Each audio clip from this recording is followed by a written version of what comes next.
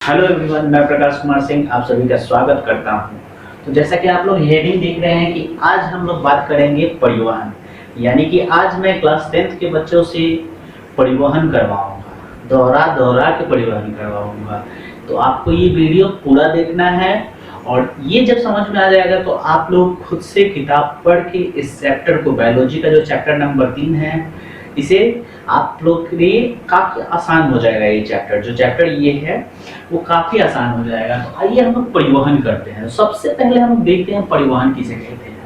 तो मान लीजिए कि ये आपका कोई फैक्ट्री हो गया, आप इस बड़े से फैक्ट्री के मालिक हो, ठीक है, और आप यहाँ से आप इस फैक्ट्री में कुछ सामान ले जा रहे हो, उठा के कुछ सामान ले जा रहे हो। मान लो कि गन्ना ही ले जा रहे हो, मालिक को गन्ना मजदूरों से ले जा रहे हो, तो इसके लिए बस का प्रयोग कर रहे हो, बस का प्रयोग कर रहे हो, ठीक है, और मजदूरों से यहाँ से गन्ना खरीद के शुगर मिल में भेज रहे हो। तो ये क्या हो गया? परिवहन हो गया, ठीक है। और फिर जब ये शुगर बन जा रहा है, यानी कि चीनी बन जा रहा है, तो इसे कहाँ भेज रहे हो? बाजार में। कहाँ भेज रहे हो? बाजार में। अपने घर में भी बेच सकते हो। तो यहाँ से भी ट्रांसपोर्टेशन की जरूरत होगी ना, जिसे हम लोग ट्रांसपोर्टेशन कहते हैं। तो भेजना है बाजार में। कहाँ? बाजार में। इसी को तो हम परिवहन कहते हैं। इसी को क्या कहते हैं? परिवहन कहते हैं। तो आइए इसका डेफिनेशन देख लेते हैं कि परिवहन किसे कहते हैं। तो चलिए, परिवहन का डेफिनेशन कुछ इस प्रकार से हम लोग दे सकते हैं। क्या?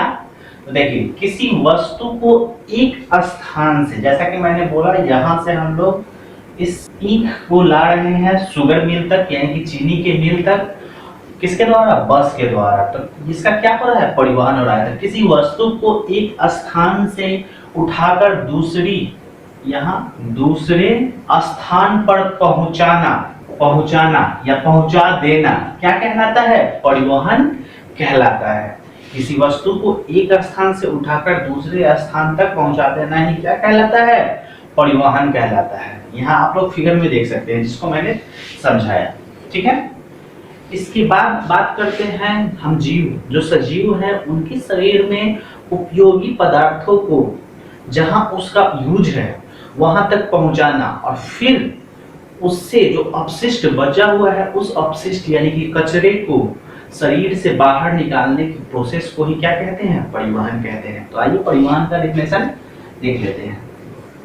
तो ये रहा, समस्त उपयोगी पदार्थों को उनके मूल स्रोतों से शरीर की कोशिकाओं तक लाना, ठीक है, शरीर की कोशिकाओं तक लाना। तो कोशिका का बात आ गया, तो हम लोग कोशिका को देख लेते हैं, ठीक है।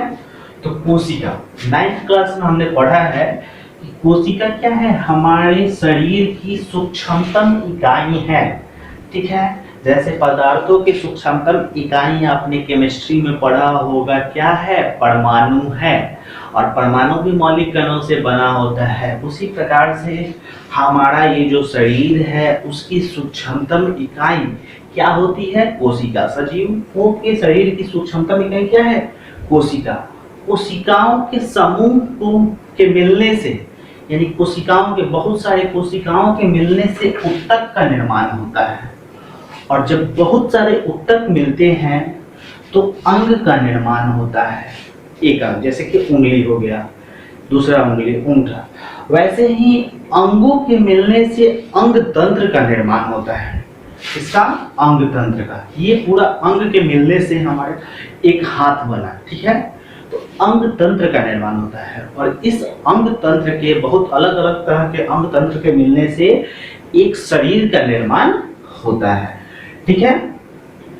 तो आते हैं डेफिनेशन पे। तो समस्त उपयोगी पदार्थ, जो भी उपयोगी पदार्थ होता है, उनके मूल स्रोतों से शरीर की कोशिकाओं तक लाना, कोशिकाओं तक लाया जाता है इसको, और अनुपयोगी और हानिकारक पदार्थों को कोशिकाओं से निकालकर उन अंगों तक पहुंचाना जहां से वे क्या हो? शरीर से बाहर निकल जाए, शरीर से बाहर निकाल दिया जाए, उसे क्या कहते हैं? पदार्थों का परिवहन। जिस प्रकार से शुगर मिल में ये ईख लाया जाता था और यहाँ से तैयार मालों को बाजार में भेजा जाता था, वैसे ही हमारे कोशिकाओं तक भोजन को पहुंचाया जाता है और भोजन करने के बाद जब वो अपना खाया हुआ जूठा छोड़ देते हैं, समझिए जूठा जैसे हम लोग छोड़ते हैं, यानी कि जो नहीं खाने वाला चीज होता है, जो यूज करने वाला नहीं चीज होता है, उस चीज को क्या करती है, उसे लाकर शरीर से बाहर, जिस अंग द्वारा शरीर से बाहर निकाला जाएगा वहां तक लाके छोड़ दिया जाता है उसको। इसी सारे प्रोसेस को हम लोग क्या कहते हैं, परिवहन। ठीक है, तो परिवहन आपको समझ में आ गया होगा। तो हम लोग दो तरीके का परिवहन पढ़ेंगे, एक तो पढ़ेंगे पौधों में परिवहन और एक दूसरा पढ़ेंगे जीवों में परिवहन। और जीवों में परिवहन को देखेंगे मनुष्य में परिवहन के द्वारा। ठीक है, मनुष्य में देख लेंगे तो मनुष्य से जीव वाला कंप्लीट हो जाएगा। तो आइए देखते हैं। तो मैं उम्मीद कर रहा हूँ कि ये सारा पॉइंट जो है आपको समझ में आ रहा होगा। पसीना टपक रहा है, पसीना का उत्सर्जन हो रहा है, ये अपशिष्ट पदार्थ की तरह जो मैंने पानी पिया वो बाहर आ रहा है।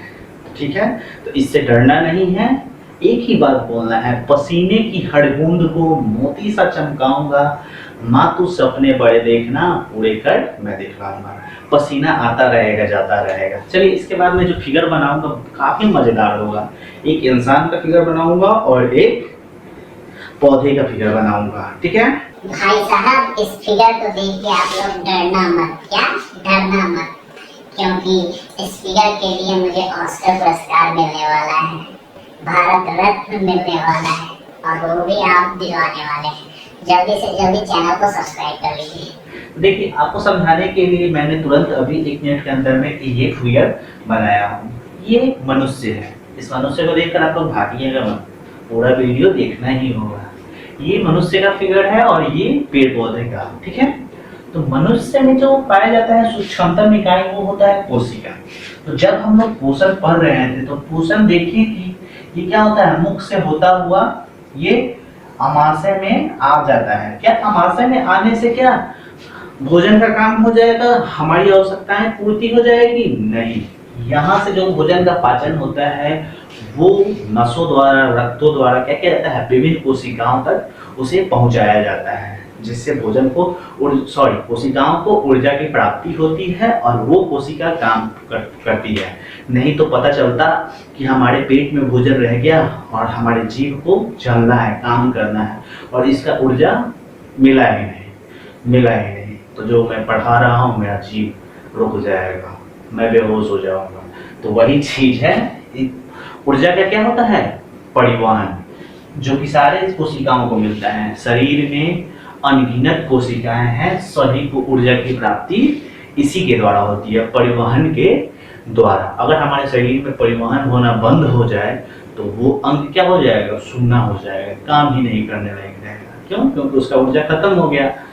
तो पौधों, मनुष्य में तो इस प्रकार से होता है। पौधों में क्या होता है, पौधों में जो है मिट्टी से जल और जो खनिज लवण होता है, जल और खनिज लवण, वो पौधे से जड़ द्वारा ये क्या होता है, जाइलम के द्वारा पत्तियों तक पहुंचाया जाता है और पत्तियां पौधों की रसोई घर होती है और यहाँ से जो खाना बन के तैयार होता है उसका भी परिवहन होता है। किसके द्वारा? ये तो हो जाएगा आपका जाइलम के द्वारा, और जो खाना तैयार होता है वो विभिन्न अंगों तक पहुंचाया जाता है। किसके द्वारा? फ्लोएम के द्वारा। ठीक है, तो इस चैप्टर में जाइलम भी पढ़ना है और फ्लोएम भी पढ़ना है। तो जाइलम और फ्लोएम के बारे में आप लोग थोड़ा हिंट्स ले चुके हैं। जब इसके वीडियो में डिटेल से जाएंगे तो इसके बारे में हम लोग बताएंगे। तो बस आज के लिए इतना ही, आगे के वीडियो को आप लोग देखिए। तो फर्स्ट चैप्टर का मैंने वीडियो डाल दिया है, सेकंड चैप्टर का भी डाला